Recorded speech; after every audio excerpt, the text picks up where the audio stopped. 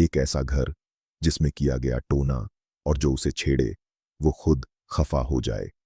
सौरभ नाम का लड़का, एक सॉफ्टवेयर इंजीनियर, जब नौकरी छूटने और शहर से बेघर होने के बाद मजबूरी में अपने पिता की विरासत में मिले उस गांव वाले मकान में रहने पहुंचा, तब उसे अंदाजा नहीं था कि यह महज अकेलापन नहीं, किसी की कैद में जाना है।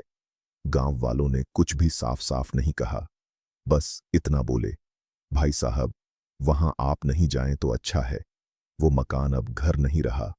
लेकिन मजबूरी ने उसे सुना नहीं और डर ने उसे जल्दी पकड़ लिया। पहली रात से ही सौरभ को ऐसा लगने लगा जैसे कोई हर वक्त उसे देख रहा है। बिजली तो थी, लेकिन कमरे में अजीब सी हल्की सी सीलन और मिट्टी जैसी गंध बनी रहती।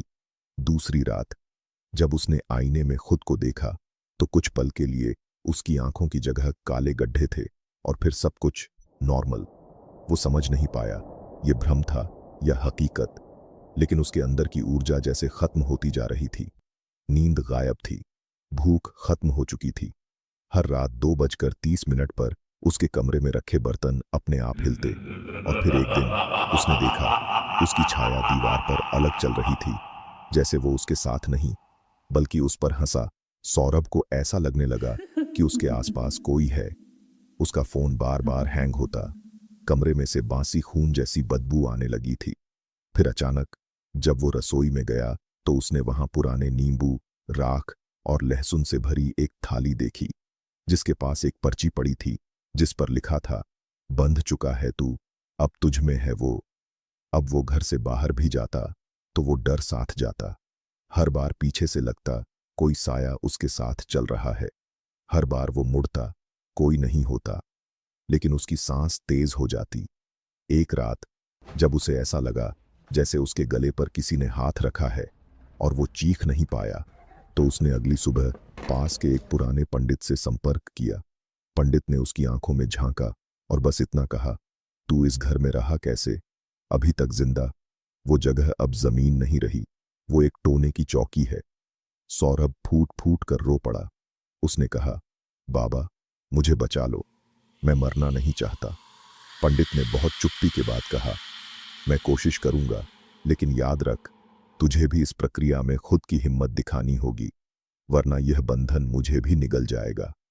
अगर आप यहां तक पहुंच ही गए हो तो यकीन मानो आप भी उन लोगों में से हो जिन्हें सच्ची और खौफनाक कहानियां पसंद हैं।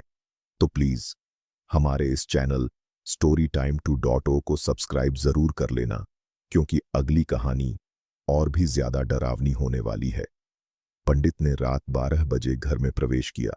सौरभ को एक काले धागे में बंधा पीपल का पत्ता, एक लाल सिंदूर से भरा नारियल और मौन रखने का निर्देश मिला। ठीक 12:33 पर दीवारों से कांपने जैसी आवाजें आने लगीं।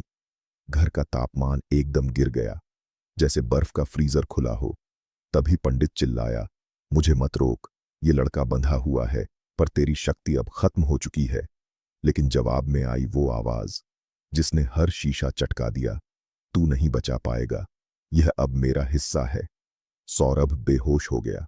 सुबह जब वो उठा, उसके चारों ओर राख की रेखाएं खींची हुई थीं और वो खुद बिल्कुल शांत, लेकिन उसका दाहिना हाथ सियाही से पूरी तरह नीला पड़ चुका था, जैसे वहां कोई रूह अब भी बसी हो।